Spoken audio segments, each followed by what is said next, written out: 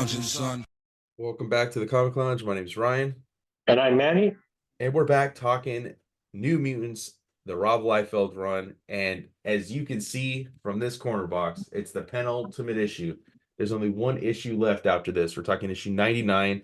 We get this homage cover. Liefeld even calls it out. It's after John Byrne, and we see that Sunspot's leaving. Can the end be far behind? Yes, it is. There's one issue left. So what does that mean? What's going to happen to this cast of characters? As time has told, we get X-Force, second highest selling comic book of all time. X-Force #1. So I definitely dug the direction change. This is actually the first time I've read this particular issue because I had I had sporadic issues. I think I've talked about this in one of the other episodes when we were going through New Mutants. I didn't have the complete run in single issue form, and I did it, or I bought the missing pieces when we decided to go through these. So this is the first time I've read this, but what a great one, dude. I love it. Again, I go back to the coloring in this era and like the way, the way Rob's art looks. Like he was really, really, really doing a lot of hatching in this. Mm-hmm. And it's so great. Like this opening page, the way the panels are all long like that, like the way that, like they're slightly, off each other, they're not like lined up. It almost looks like the Black Flag logo, the punk band. Like there's just something really energetic about it, man. Fantastic. And I love Feral. As a kid, something about the orange of the character and like just the way she looked was really appealing. And then this, right here, dude. You don't get these page turns anymore.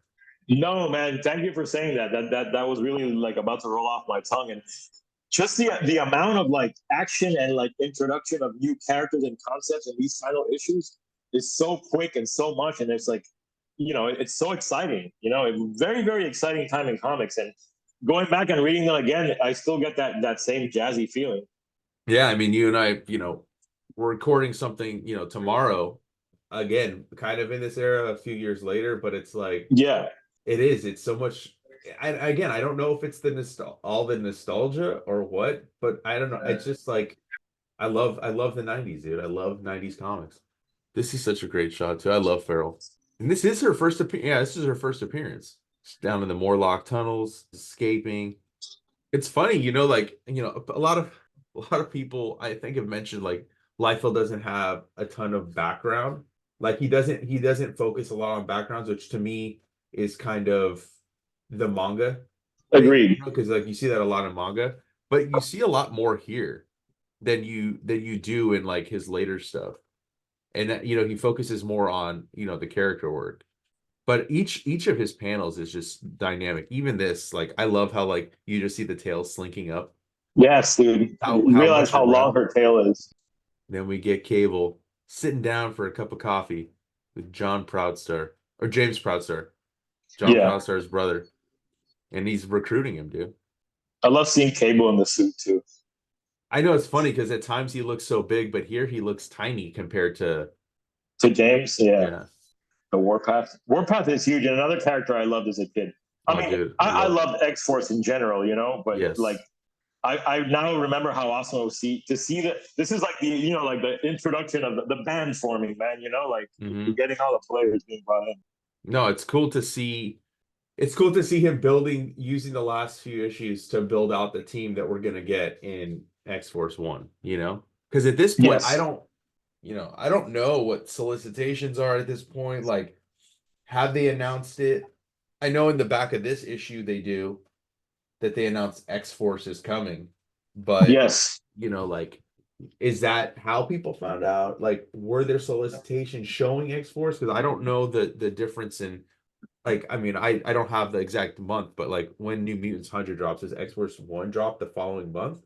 Or was there a gap? I think there was a couple months, if I remember correctly, but I'd have to double check. Yeah, so at that point, I would think that there probably wasn't any solicitation available for X-Force at the time of 99 dropping. Maybe in like Marvel Age or something. Yeah. Yeah, I love this back and forth between Cable and James. Cable looks so tiny compared to him. Again, I love that magenta silhouette of Cable in the bottom. Yeah, and he's trying to take him over to his side, and I believe at this time he's still with Emma Frost, right? Yes. So he's basically telling him, you gotta pick a side, stop straddling the fence. Then we come back to Gideon as he's spying on all this. And I wonder how he's spying. Like, where's the camera? And I also love Gideon's back and forth with his like his servant, his version of Alfred Adam. I'm coming at him. There was just something really interesting on TV, the Playboy channel, sir. Actually, something on closed circuit channel, my own personal station. And then he comes up to Berto, dude, and he's just like, "Oh, how's it going?" And he's obviously kind of distraught. His dad was died very unexpectedly. Gideon is trying to console him, like, "Oh, I've sent word to your mother. She's on an Yeah, archaeological expedition, and the funeral arrangements need to be made. His business empire needs to be taken care of, and you're it. You're the chief executive officer." And he says like, "What about?" He even asks, which makes sense. Like, why didn't his mother take over? Why was it passed down to him? And his dad wanted him to be in charge. even though Berto and his dad had a very strange relationship. Yeah. Dude, that grin that Gideon gives there at the bottom Oh, I is know. so I was good. gonna call it out. Yeah. And so like he's got his own ties to, the DaCostas, Yeah, right? Like, and he says, like, I haven't been around much, haven't been much of a friend the last few years. yeah. And he's like, You know, we're not kids. It's time to grow up. and it's interesting, like Cable, how much manipulation Gideon is trying to do behind the scenes. Like you got Yeah. these two men, these two mysterious men, each with their own agenda, like like trying to manipulate these kids. Like the intrigue was there, the build up behind the mystery was there. Like you said earlier, like I really wonder how so much of this would have played out if Rob hadn't left when he did. Yeah, because I like part of me thinks of it from the sense of like how much backstory did he have? You know? Correct. Yes. Like, was it very strict? Was it just kind of like, basic like bullet points about these characters? Like all that kind of stuff that we don't find out until Rob is gone. Like there's a lot of stuff. Like I know that it was Rob's idea to have Deadpool part of the Weapon Plus program, right? Can't remember about Cable. I know he had talked about trying to tie him to Kane, but they told him no, Yes. which I think would have been very interesting. But here we go, dude. Richter's run away. Boom Boom's upset. And Domino's like, should we do a rescue mission? No. He was told not to. Like, he's just so cold about it. Like, no, Yeah. we're not going after him.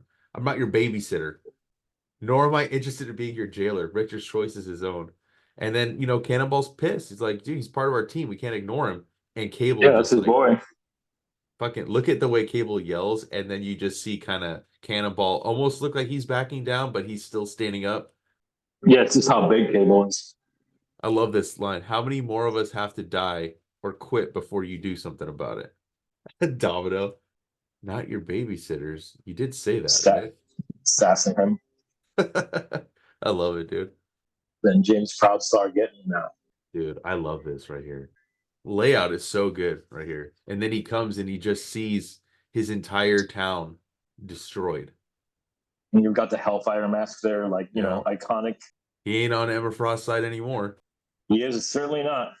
Cable right here. Dude, I had never seen this panel. This shit made me fucking laugh, dude. When I saw Dude, him it's with these great. fucking these greedy glasses on, dude. Yeah, Oh my like god. sitting in the library reading a book, bro. Yeah. It's great. He even gets called out. That's an interesting look, And I read that line after I already had looked at Cable, and I was like, what is he wearing, dude? Hey man, my man likes to dress fancy and read books sometimes. Hey, dude, It's all good. you gotta wear your best when you're reading in the library, bro. Yeah, man, you got to look the part. But I like this. He's whereas I think Cable can sometimes be cold, right? And we saw just a few pages before when Roberto comes and says his father passed away. Cable is very like consoling. He's like, I lost my father at a very young age too. I know how difficult it can be. So he's kind of being a little bit more. There's a little bit more warmth to him here, I would say. And Great now tolerance. yeah, Okay. and this is Roberto saying, like I gotta, I may not be coming back. And then what? Whatever. Yeah. So I literally like you see more warmth, and then he's like immediately goes back to him like, all right, whatever, get the fuck out of here. I don't care. And Roberto just storms out. Good riddance. And then Sam, of course, catches him again with Yeah. kiss. He calls him out, dude. He's like, you just say whatever. Let my best friend walk Yeah. out the door. Because they are. I love the dynamic between Cannibal and Sunspot. I would be pissed, like if my best friend like just like left and you're in charge of us, in some way, you're our leader and you just let him walk out the door. Yeah, it makes sense that he'd be pissed. And then we go to the danger room, right? We see Domino and Boom Boom training in there. You get little tidbits of Domino too, a little backstory because Boom Boom says she learned all these athletic tricks. I learned how to survive on the streets, lady. And Boom Boom says, "Oh, Boom Boom says you pick up a tip there," and Domino says only from experience, like only from personal experience, like under her breath. So Yeah. there's still some information about these characters being said in the dialogue. So Yeah, and she's calling her out. She thinks that her and Cable are up to something. We lost Rain and Rick, and you guys don't seem to give a shit. yeah, and Domino's trying to be real with her. I think like Yeah. she's just telling her, there's two things he's real big on: self-reliance and self-determination. And she says, you're no longer children to be coddled and spoiled. So she's kind of pushing sort of a similar agenda as Cable, but I think she's also trying to relate to them a little bit so that they understand maybe where all this is coming from. Because Mhm. Cable's not wrong; they are not children anymore, and Yeah. everything going on in their life now, like it really isn't like schooling is done. They got to be a little bit more proactive at this point. Like Yeah. enough learning, and now it's time to apply what you've learned and try to do something in the world. Cable's throwing off those glasses, bro. It means Yeah, dude, he's pissed. I love these scenes between Cable and Cannonball because it continues well into X Force, like this sort of like mentor relationship, but antagonistic. Very Oh yeah. father son. I love this Like shot right here on this page where we get like we're looking oh, up the at other them. one. Yes, I Yeah. wanted to call that one out. You don't see that angle in comics very much, man. And Rob is great about doing that, man. He'll toss in there like sort of like a kind of angle or kind of panel you don't see often, Yeah. and it lands, man. It's interesting visually. Yeah, this is a great scene between them, like Cable's calling him sheltered. Cannonball's like, dude, I've had to deal with pain. I've seen my friends die in combat. Oh man, dude. He's like, yeah, they were casualties. We're all potential casualties. I've seen hundreds die, thousands. Don't talk to me about pain, son. My whole life has been about pain and loss. Yeah, for an issue that's like low on action, there's still so much dynamic stuff with the layout and the pages. Yeah, he does. That's something Rob does really good, dude. Like even where you could say like I think it happens more in the 2000s where people will say, "Oh, it's just a bunch of talking heads. Where's the action?" He's able to inject action into this scene where it is just two characters talking, right? Like Mm-hmm. it is very dynamic the way the layout is. You can feel the energy of them arguing back and forth. You can feel like the cinematic sort of quick cuts. Yeah. And then we You get see this nice thing, yeah, he's leaving, dude. yeah. Again, the magenta. I mean, I keep bringing it up, but I just love it, man. I know, so do I. It looks so cool on that green. Like again, a nicely composed page. Mm-hmm. Like nice and emotional. You got the two best friends. Leaving. Yeah. Like the sparsity of the page sort of adds to the somber feeling of the moment. Yeah. It's not cluttered. It's very effective.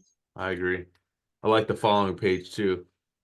I love all the computer stuff in the background. Like people always call out that Rob, and a lot of comics of this era like were minimal in backgrounds, but dude, I'm a sucker for that kind of like that looks like straight out of Star Trek, down to the Yeah. color scheme. Like the tricorders and stuff.